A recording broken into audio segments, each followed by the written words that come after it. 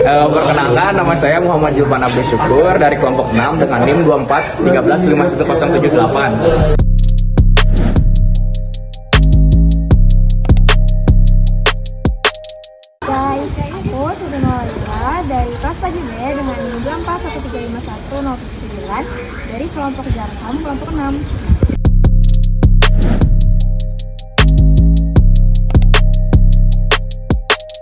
Halo teman-teman, kenalin nama aku Saskia Rapopodia dari kelas pagi B dengan NIM 241351084. Sebelum kita masuk ke langkah-langkah konfigurasi mikrotik, kita perlu memahami apa itu jaringan, apa itu mikrotik.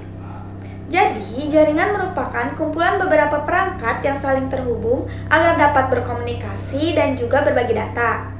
Sedangkan mikrotik merupakan sistem operasi berbasis router yang digunakan untuk mengatur, mengelola, dan juga mengamankan sebuah jaringan. Setelah memahami pengertian jaringan dan juga mikrotik, selanjutnya kita akan masuk ke langkah-langkah konfigurasi jaringan menggunakan sebuah mikrotik. Oke, pertama-tama kita akan melakukan basic config terlebih dahulu ya. Nah, karena di materi kita itu ada basic config, ada file over, ada hotspot, kemudian ada manajemen bandwidth, kemudian ada blok situs. Nah, karena kita menggunakan file over, maka kita harus menggunakan dua router ya. Karena seakan-akan yang router pertama itu ISP yang kita gunakan. Lalu kemudian karena kita menggunakan dua router yang pertama kita jadikan sebagai modem. Kita akan melakukan restorasi di router yang pertama ini. Untuk file restorasinya saya dapat dari Bapak dosen. Ya, setelah cara merestorasi adalah kita masuk dulu ke router yang akan kita restorasi, yaitu router pertama. Ya. Nah, setelah masuk, pilih menu file, lalu kita pilih file yang tadi yang sudah kita download. Lalu setelah kita masukkan sandinya 1 sampai 5, lalu kita restorasi ya. Setelah sudah, maka mikrotik akan otomatis keluar ya. Winbox-nya itu akan otomatis keluar. Lalu kita login ulang. Ya, kita login ulang admin, lalu kita masukkan sandi yang tadi ya 1 sampai 5. Oke, sudah. Nah, ini untuk yang di mikrotik pertama kita hanya mengubah identitinya saja menjadi modem ya. Sistem identity modem, kita ubah menjadi modem ya. Setelah kita rubah, kita tes konfigurasinya, kita tes jaringannya ya. Ping 888. Nah, ini sudah masuk sinyalnya berarti ya. Jaringannya sudah masuk karena dari file restorasi tadi sudah ada IP address bawaannya. Jadi otomatis bakal tersambung. Lalu jika sudah, kita masuk ke router yang kedua. Nah, kita akan melakukan konfigurasi di sini ya. Kita masuk ke router kedua, admin kosong seperti biasa, karena belum ada apa-apanya, masih bawaan dari mikrotiknya. Lalu kita masuk ke menu user ya, kita bikin dulu usernya. Kita gunakan yang admin aja, admin bawaannya aja, kita ganti sandinya ya biar cepat. Nah, kita ganti sandinya, password kita masukin aja passwordnya 1 sampai 5, 1345, 12345 ya. Biar ingat, jangan yang susah-susah. Lalu kita kasih nama si mikrotiknya, yaitu di sistem Lalu identity ya, kita kasih nama karena saya kelompok 6, jadi saya kasih nama UAS 6 karena ini adalah tugas UAS ya. Di UAS kelompok 6. Lalu apply. Nah, ketika sudah, kita ubah, kita kasih nama di setiap iternya ya, atau kabelnya. Setiap jalurnya kita kasih nama. Untuk iter 1 ya, klik iter 1, kita kasih nama Telkom karena seakan-akan kabel 1 tuh Telkom, jalur dari Telkom gitu. Telkom kita kasih nama, apply. Lalu kita lanjut ke ether kedua, kita kasih nama Starlink. Jadi seakan-akan kita tuh yang kabel 2 tuh dari Starlink gitu. Ya, kemudian yang ether 3, jalur 3 kita kasih ke klien. Karena ether 3 itu nantinya bakal kita gunakan ke laptop kita ini yang kita gunakan. Ya.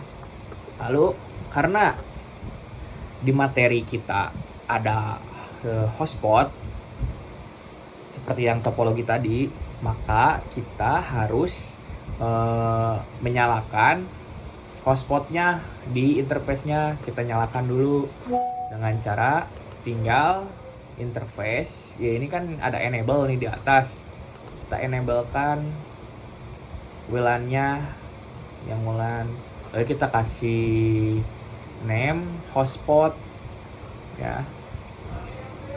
Oke, sudah apply.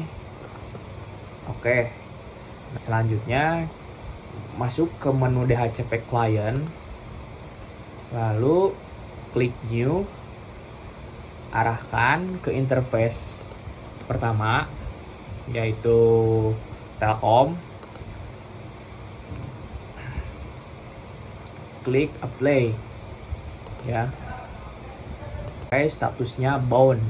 Jika statusnya sudah bound berarti sudah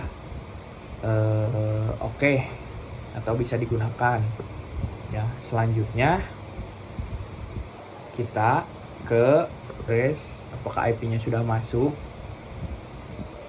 Sudah ya ini, karena kita tadi menggunakan DHCP client. Sudah masuk, kita dapatnya 33. Oke.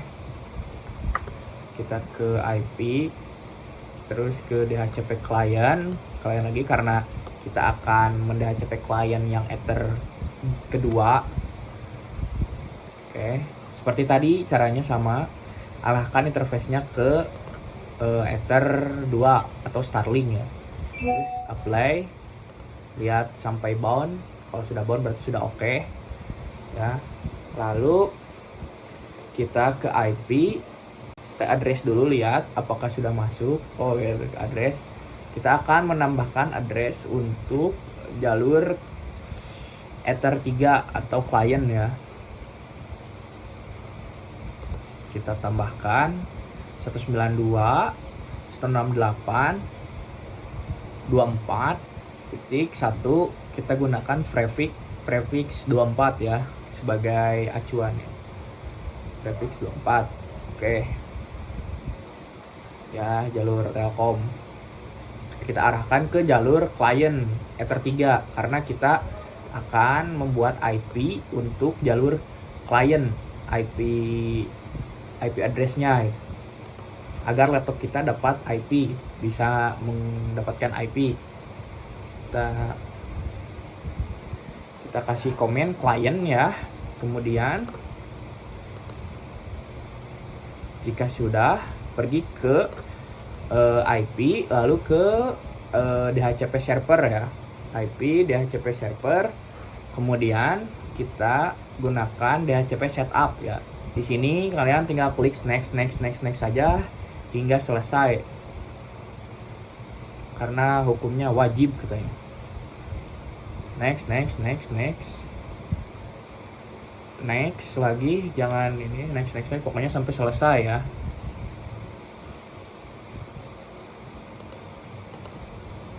IP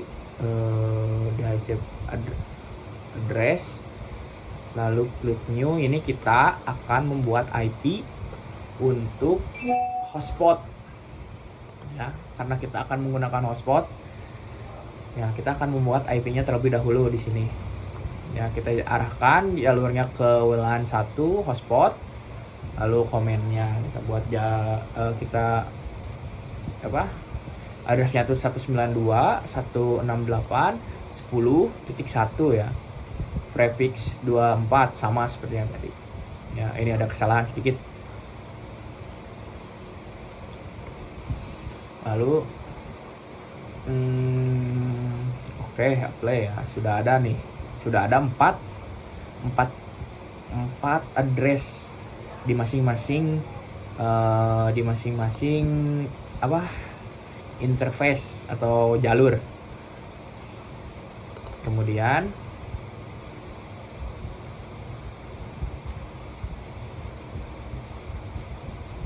jika sudah masuk ke menu CMD, kalau nggak ada yang tahu shortcutnya, bisa klik Windows plus R ya untuk membuka CMD. Langsung klik CMD, cari otomatis akan masuk ke CMD. Di CMD kita masukkan komen IP config untuk melihat apakah laptop kita sudah mendapatkan IP atau belum ya.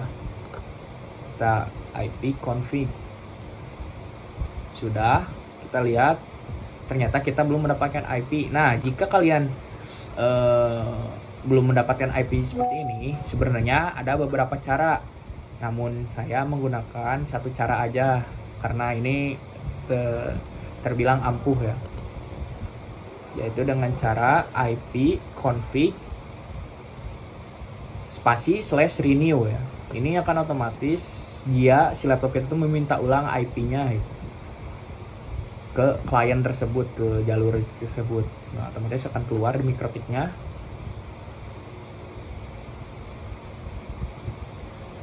Ya, nah udah kita mendapatkan IP ya sesuai dengan yang tadi.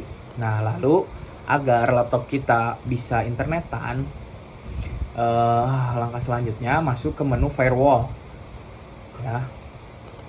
Kita masuk ke menu firewall, terus ke NAT ya. Dan di generalnya kita kasih nama dulu jalur Telkom, karena ini ada 2 sumber internet. Out interface-nya kita arahin ke Telkom ya. Lalu di action-nya kita pilih mesh gue grade, itu pokoknya namanya mesh gue grade gitu. Kemudian kita cek di CMD apakah sudah ada sinyalnya, udah dapat jaringan pin 88 ya. Kita bisa dilihat sudah ada internetnya ya, atau sudah dapat internet. Kemudian kita lakukan hal yang tadi lagi, namun ke interface yang kedua, yaitu ke Starlink ya. Kita masuk ke Starlink, pilih Starlink, advance actionnya ke mesh gue grade lagi, mesh gue red, kita masuk ke mesh gue red ya. Ya, jika sudah, kita kasih nama jalur Starlink ya, supaya nggak pusing. Pokoknya kita kasih komen jalur Starlink ya. Terus jika sudah apply, oke. Untuk materi selanjutnya ada manajemen bandwidth ya. Manajemen bandwidth itu bisa disebut sebagai apa ya, fitur untuk membatasi penggunaan jaringan di router ini gitu, di jalur ini. Seperti kita bisa membatasi max uploadnya mau berapa, max downloadnya mau berapa ya. Caranya itu dengan cara kita masuk ke menu queue, lalu klik new, masuk ke ini targetnya, kita arahkan ke IP atau jalur yang akan kita batasi internetnya ya. Contohnya itu misalkan kita mau masukin ke klien 3. Ini kan karena laptop saya ngambil jalurnya di klien 3. Jadi langsung saja kita pakai klien 3. Namun bisa pakai IP address-nya juga langsung gitu. Kita batasi ya, kita target uploadnya kasih 5 MB, lalu download uploadnya kita kasih berapa ya? Bentar. 3. Kita kasih 3 ya target downloadnya. Oke, apply. Kita cek apakah manajemen bandwidth-nya berjalan. Kita masuk ke Chrome, kita cari YouTube ya. Nah, search. Nah, kalau misalkan manajemen bandwidth ini berjalan, walaupun jaringan kita sebenarnya bagus, nanti ketika manajemen bandwidth dijalankan, maka otomatis jaringan kita akan nge-lag karena kita tadi sudah membatasi penggunaan jaringan di klien ya, di jalur klien. Otomatis laptop kita juga bakal kena. Bisa dilihat, nge-lag ini nggak bisa dibuka ya, tadi ada sedikit masalah. Kita coba buka YouTube. Tuh, kita buka YouTube bisa ya, jalan ya.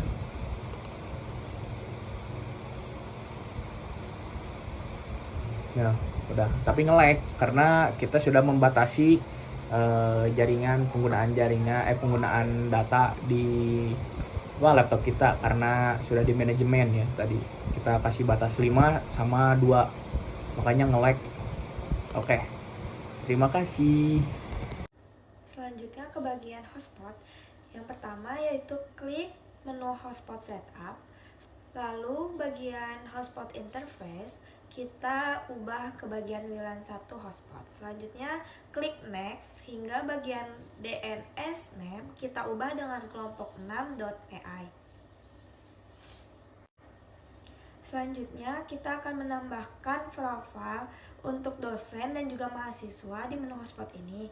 Yang pertama klik bagian user profile, lalu klik bagian new, isi bagian name dengan dosen, lalu apply dan juga oke.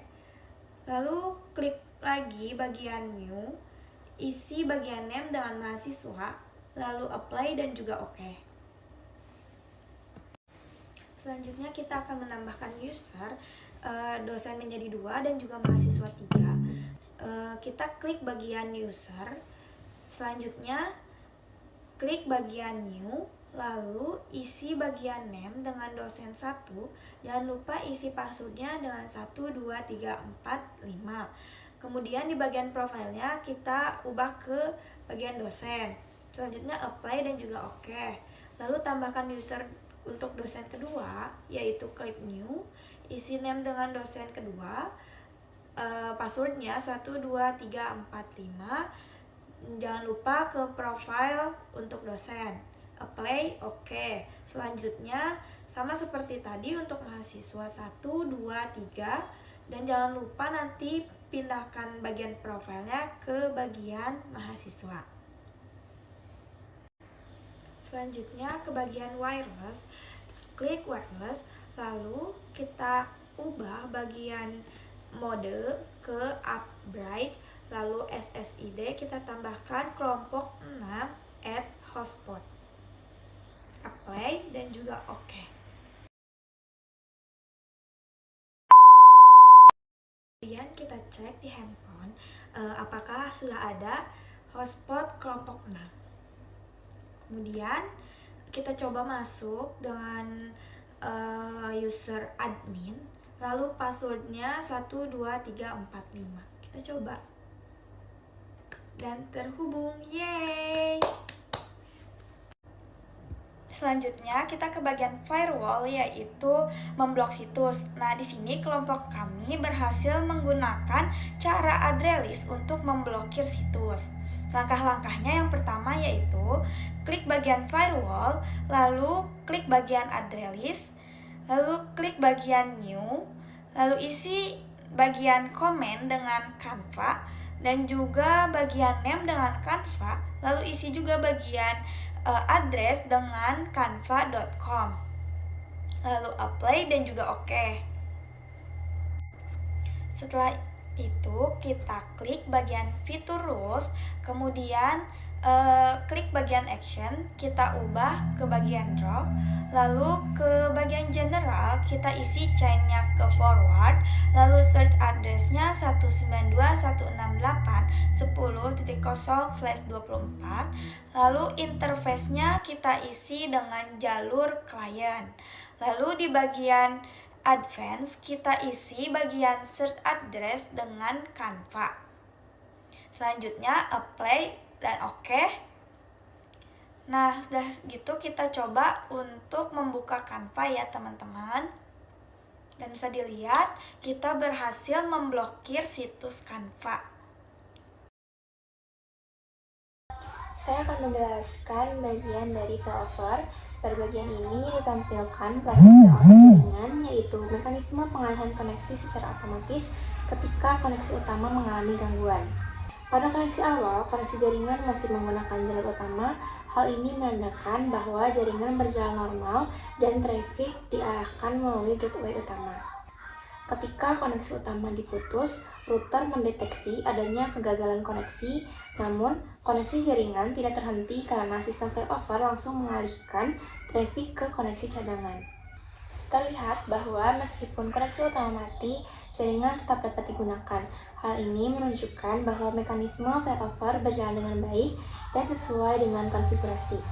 Dari pengujian ini dapat disimpulkan bahwa failover mampu menjaga kestabilan jaringan, perpindahan koneksi terjadi secara otomatis, dan jaringan tetap berjalan meskipun terjadi gangguan pada koneksi utama.